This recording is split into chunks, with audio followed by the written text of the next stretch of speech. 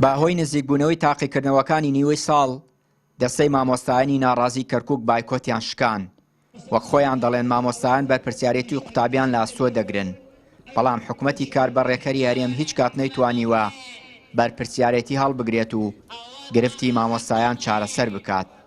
ئێمە لەبەر ئەوەی خوێندنی کوردی سەر بە ناوەندە هەموو تاقیکردنەوەکان با سەر بە ناوەندە تاقیکردنەوەکان بانی چەند ڕۆژێکی کەمی ماوە ئێمە ئەگەر بێت و بایکۆتی قوتابخانەکان بەردەوام بێ حکوومەتی عێراق یا وەزارەتی پەروەردەی عێراق نایە تاقیکردنەوەکان بۆ ئێمە دووبارە بکاتەوە بۆیە نزیکەی 90,000 قوتابی خوێندنی کوردی لە کەرکووک بێبەشە بن لە تاقیکردنەوەکان بۆی ئێمە خۆبا بە بەرپرسیار دەزانین. بەڵێ بەنسبەت مەسلەی کەرکووک حتمەن ئەوە دەبێت حکوومەتی هەرێمی ماوە بە سەرچوو بەرپرسیاری سەرەکی بێت لەبەر ئەوەی بەڕێوەبەری خوێندنی کوردی سەر بە وەزارەتی پەروەردەیە.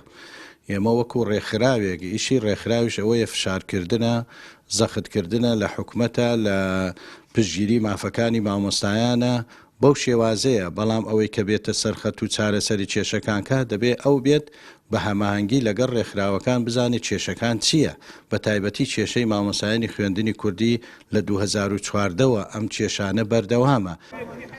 ئەمانەش مامۆستایانی ئامادەی شێرکۆ بێکەسی کوڕانن ئەوان بەردەوامن لە بایکۆت و دەڵێن خوێندنی کوردی لەبەری پاداشتی مامۆستایان بکات بڕیاری سزادانی مامۆستایانی دەرکردووە. ئەمڕۆ ئێمە وەکو مامۆستایانی ئامادەی شێرکۆ بێکەس ڕاوەستانێکی ناڕزایی ئەنجام دەدەین دژی ئەو بڕێرانەی کە دوێنێ لە پەیجەکان و لە کاونتە فەرمیەکان ڕاگەیەندرا بوون کە بەڕێز بەڕێوەبەری خوێندنی کوردی فەرمانی ئەوەی کردبوو کە دابڕان بۆ مامۆستایانە بنووسرێت کە بایکۆتیان کردووە لە قوتابخانەکانە.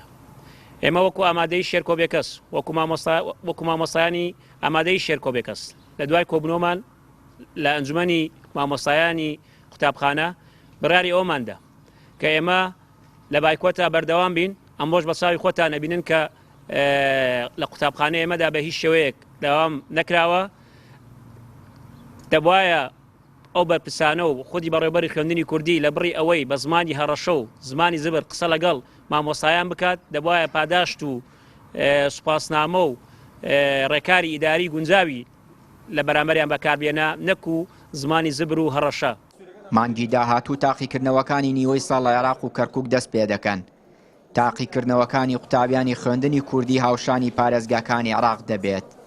بۆیە دەستەی مامۆستایانی ناڕازی بڕیاری شکانی بایکۆتیاندا تا تاقیکردنەوەکان لە کاتی خۆیدا بکرێت و قوتابیانی کورد بێبەش نەبن.